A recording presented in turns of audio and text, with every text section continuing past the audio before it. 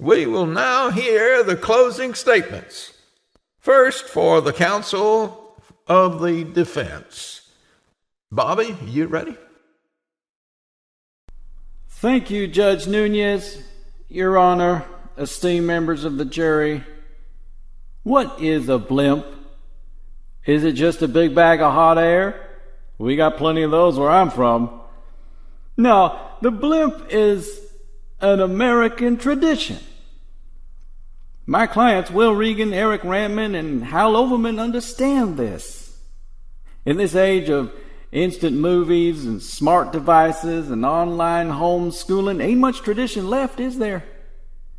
But some traditions are worth preserving, like broadcasting sports from a blimp. And those three men are responsible for broadcasting sports that most folks never even heard of, but nonetheless are played all over the world. And the athletes that play those sports didn't get to have their stories told until these three gentlemen got a blimp and some microphones and started flying around telling them. They breathe the rarefied air of a squatball locker room. They brave the pungent odor of a sheep tennis match, all for our entertainment. And that spirit of adventure that the blimp embodies is also an American tradition. That spirit is as American as apple pie. Heck, it's as American as 100 apple pies with little flags stuck in them. So the question I guess you had before this trial began, ladies and gentlemen of the jury, is what's more American, an apple pie or a sports blimp? That's a question you thought you'd never asked before until 2 weeks when my client's blimp crash-landed into Jimmy's Apple Pie Emporium. That was a tragedy. We all acknowledge that. We lost a lot of pies that day, ladies and gentlemen, 100 to be exact, and a dozen apple fritters, all with little flags sticking in them. American flags. But just because those pies and those flags were destroyed doesn't mean the spirit of apple pie will die with it. That tradition, God willing, will be with us till the end of days. But the other tradition, the American spirit of adventure that the sports blimp embodies, is in jeopardy here today. That spirit that braved the frontier so that we could make houses and roads and towns that were safe for apple pie baking. We're in danger of losing that, ladies and gentlemen. I believe, and I think the founding fathers would agree, that if you decide to revoke my client's license to operate a blimp, that American spirit of adventure will suffer a mighty blow in this courtroom today. So which is more American? Jimmy's Apple Pie Emporium on the corner of Elm and Citrus Avenue, or the sports blimp?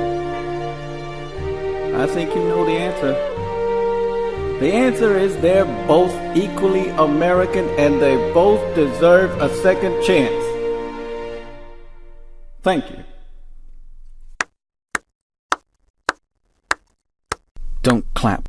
Oh, where did you find this guy? He's good. Scene partner in acting class. He's an actual lawyer, right? Well, he might not have a law degree, but he can make an argument in front of a jury and do a decent Southern accent, so what's the difference? Well, nothing. Just our case being thrown out. Oh, well, I could use a cup of coffee. That sounds good. And maybe an apple fritter. Apple fritter, sure. Casting a shadow over all of sports. This is broadcasting's most listened to blimp, the really big blimp, Sports Blimp. Hey everyone, I'm Will Regan, and you're listening to the one and only Sports Blimp. Our broadcast of the Squat Ball Divisional Playoffs is already in progress, and we want to welcome all you folks who are just switching over from the Dutch Royal Wedding, which our network decided to broadcast for some reason. But what pageantry, huh? Well, here in Battle Creek, Michigan, we've got our own pageantry. 60 minutes of hard squatting squat ball action. Currently, the Battle Creek Dousers lead the Beloit Bashers 68-23, but that's not as lopsided as you think in this sport. Things can change in a heartbeat. Before we get back to the game, let me introduce the man to my right, or your left. I'm over here. It's Eric Rantman. Let's do this, Rantman. Woo! Let's do this, yeah! Hey, Will. So, we've got the favored Bashers down 65 points. But they can turn this around in the second half and in a second, which will start shortly. And before we start the second half, we would like to remind you that today's broadcast is brought to you by Little Tommy's Pizza in downtown Beloit. Little Tommy Torino would like to remind you that the best pizza in Wisconsin is still Little Tommy's. And Mrs. Torino, Tommy's wife, would like to remind you that they're still looking for Little Tommy. The legendary pizza king of Beloit went missing last Christmas, but that doesn't mean you can't enjoy his pizza. This week, get an extra large meat freak pizza and get a small salad with your choice of dressing for free. Also, if you buy any side dish priced at $5 or more after midnight, you get a second side dish value at $3 or less for free with a $3 off coupon from your newspaper. Trust me, it adds up to be a bargain. And never stop looking for Little Tommy. Remember, if you have any information leading to the return of Tommy, you'll get half off a medium-sized cheese lover's dream pizza. So hurry down to Little Tommy's for the most delicious pizza around, or call us today for delivery, or if you have any information regarding the whereabouts of Little Tommy. Little Tommy's, the pizza that tastes better than you thought it would. Okay, a tragic story, but it kind of makes me hungry. Yeah, and I'm sure plenty of people have lost a lot of sleep looking for Little Tommy, but it's heartening to know that no one has lost their appetite. So we're about ready to start the second half. The Beloit Bashers are in a hole, and the question is, can they crawl out of it, or do they need a ladder? Well, in squatball, ladders are forbidden, so they'll have to crawl out. And yes, I know it was just a sports metaphor. Well, let's give a quick recap of the first half action. Following a wild bounce in the opening launch of the ball, the ref, Greg Throat, was injured. However, in his daze, he awarded 10 points to the Bashers, who in fact launched the ball right at him in the first place. After that, the Dowsers, on their first possession, chose to squat, while Beloit's head slammer, Rondo Grabo, opted for the tripwire. As you may know, the game of squatball includes a penalty round, a 5-minute period at the end of the game that may or may not affect the game's outcome. At any rate, it provides a chance to humiliate your opponent and provide some extra entertainment for the fans. One of the most popular penalties chosen is the release of vicious attack dogs onto the field. Well, in 1998, the Baja Boys asked the important question, who let the dogs out? And no one has been able to give a satisfactory answer to that question until now. With us is the man who cares for and indeed lets the dogs out during the games. It's lead dog keeper for the Beloit Bashers, Ray Malone. Hi, Ray. Thanks for being with us today. My pleasure. Anytime.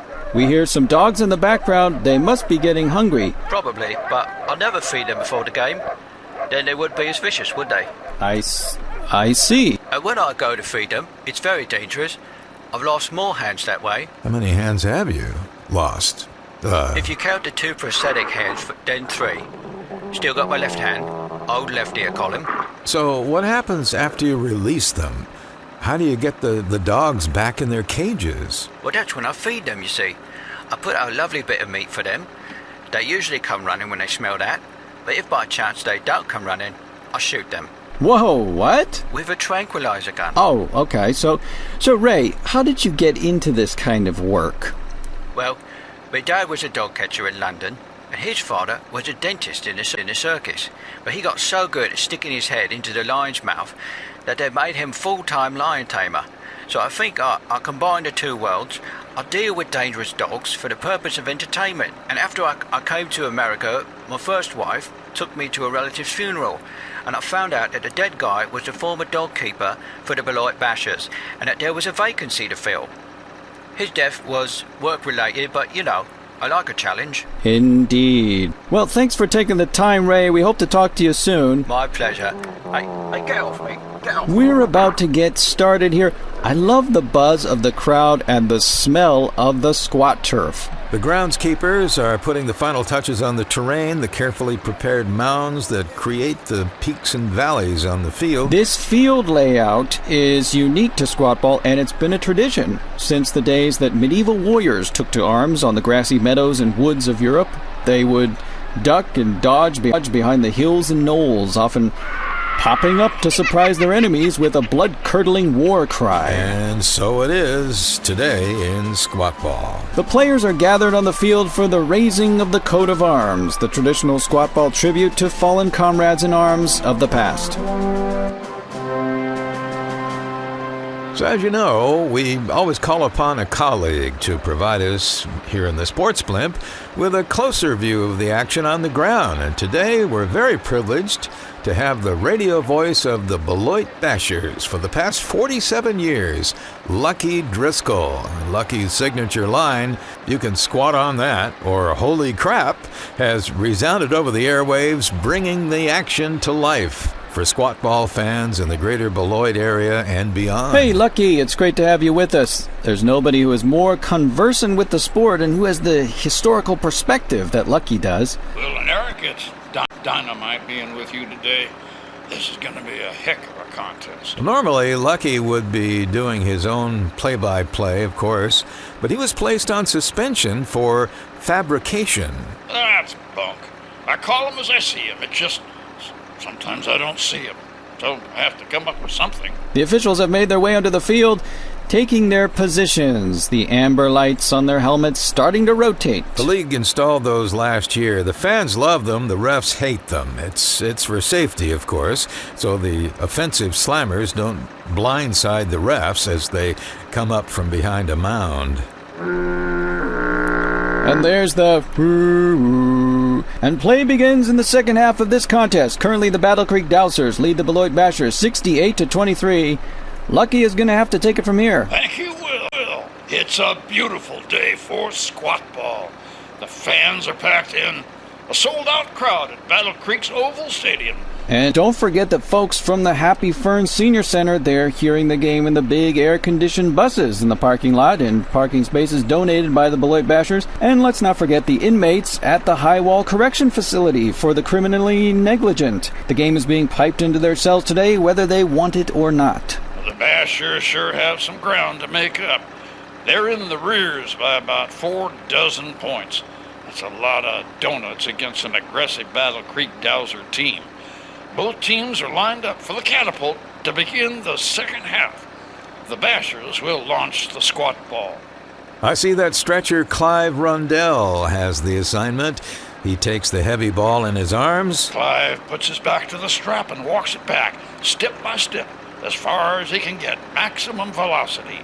Back, back, back, back. He's back to the 15-meter line.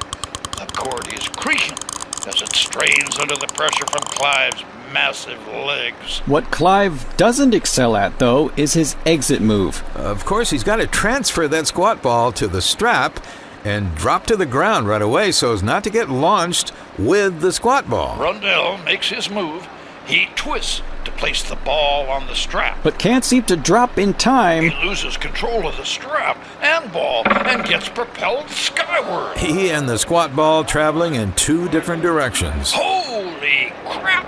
Looks like the ball landed on the 40-meter marker while Clive is lying out of bounds, slumped over the Gatorade tank. The Battle Creek Dowsers, their forward guards, charge to surround the ball before Bashers can defend it. They've circled the wagons. There's no way the Bashers can penetrate that wall of warriors bent on snuffing out any attempt to get their squatter to the ball. Wait, just a second. Hold on to your ticket stubs. We haven't given away the door prize yet. The Bashers have raised the white flag with the little red crosses on it. They're going for double or nothing. So who's the lucky little guy? They're going to have to put their lightest player on the ball in the hopes of scoring that mother load of 50 points. This is the dumbest play in squat ball, but it does offer a remote chance. I say remote. A chance for the trailing team to catch up. And it looks like fast lane Freddie Ishman is the lamb the Bashers are going to offer up to the squat ball gods. It looks impossible, but if Freddie can somehow withstand the blow from the Battle Creek Dowsers' biggest player, 399-pound Dan Thud, the Bashers could pull this one out of the hat. Usually in this situation, the team will offer up a player that they're going to cut postseason anyway. And someone with no wife and kids. Looks like the Dowsers called timeout on the field to consider the unexpected strategy from the Bashers. Let's take this chance to get a word in from one of our favorite sponsors, Holder, Weiser, and Mean, attorneys at law. Have you or someone you love been run over recently? Aside from the pain and suffering, there's the mental anguish that comes from knowing some idiot just ran you over for no good reason. It's time to take the law into your own hands and pick up the phone. Call the attorneys who go further than justice. They get revenge. You want a big payday, right? Sure, that's a given, but those millions can't erase that feeling you had laying there in the street thinking some fool I don't even know just ran me down for no good reason. Holder, Weiser, and Mean, attorneys at law, will not only get you the cash judgment you deserve, they'll ask for a public apology at your home or place of work with the guilty party wearing a clown suit topped off by a dunce cap. And they won't stop there. They will ask that the jury award includes the defendant mowing your lawn, washing your car, and escorting your mother-in-law on an all-expense-paid shopping spree in another state. Holder, Weiser, and Mean, attorneys at law, they don't just win big cash awards, they settle scores. All right, we're about to see the long shot of the century play out here before our very eyes. I think you're right, Will. The Bashers placing their hopes for a division playoff victory on the 1 in a million chance that little fast lane Freddie Ishman, who normally plays the decoy position for the Bashers, will sit his skinny bum on that squat ball, hold those side handles with all his might, plant his feet, and try to stay upright, withstanding a collision with a landslide that looks like a man. Squatters are normally the kind of guys who are good at cow tipping and teeter-totter. They're not going to blow away on a windy day. Big Dan Thud is shaking his head in disbelief as he sees his assignment now. When the horn blows and play resumes, Fast Lane Freddy will blow the whistle around his neck and call squat. There's the and play resumes. Here he goes. Fast Lane Freddy blows his whistle and gives the propeller on his cap a spin, and he squats. Now, 399 pounds of raging bull turns his head to the target, looking like he just spotted an all-you-can-eat barbecue buffet. You can almost see him drooling. You can see him drooling. The defensive linemen circle around Freddy in a wasted attempt to fend off the inevitable. Freddy is gritting his teeth, his spindly arms straining, gripping those handles on his footstool-sized ball, his white knuckles contrasting with his fire engine red face. I know he's scared out of his mind, his lips are quivering, but his chin is determined. Well, it's going to take more than a strong chin to come out of this alive, as Thud makes his turn and picks up speed as his massive body gathers momentum. It's the 7:10 to Yuma on track and on schedule. Shouldn't somebody call the ambulance now and save time? I think this is going to be a DOA. Thud is bowling 300 as he knocks down those defensive players. His target is a defenseless little man whose final sight may just be the blazing red eyes of this bear of a man whose only mission at this moment is to topple his wiry frame off the squat ball and blend him into the turf. Everyone in the crowd is covering their eyes. I think. I'm covering mine. And here he goes. Thud's left foot catches the tripwire, sending the big man airborne. His arms outstretched like Superman riding a jumbo jet, aiming for Freddy's pencil-sized neck. Whoa! The crowd is going nuts. This is squat ball at its best. There's a move I've never seen done better. What happened? I still have my cap over my eyes. What happened is the Bashers are 50 points richer. He ducked! The man who was written off for dead just survived one of the most horrific onslaughts ever amassed. He's still on the squat ball. There's no wonder why they call him Fast Lane Freddy. With the quickness of a mongoose dodging an African black mamba, Fast Lane Freddy Ducked! big hairy 399-pound Dan Thud went flying right over him like a prairie thunderstorm, then hitting the turf and rolling end over end in the mud. The crowd is on their feet, begging for Freddy to stand up and take a bow, but he won't get off that squat ball.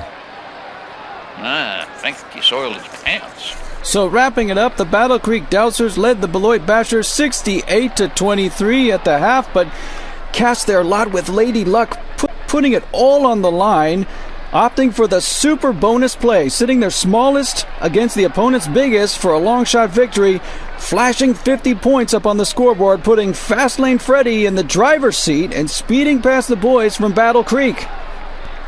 Hey, a big thank you to Lucky Driscol, on loan to us today during his suspension for Fabrication. Lucky has been the radio voice of the Beloit Bashers for the past 47 years. Lucky, why don't you leave us with your familiar signature sign-off? You can squat on that. There you go, folks. As always, for myself and Eric Radman, we want to wish you more than a sporting chance here on the Sportsblimp All Sports Radio Network.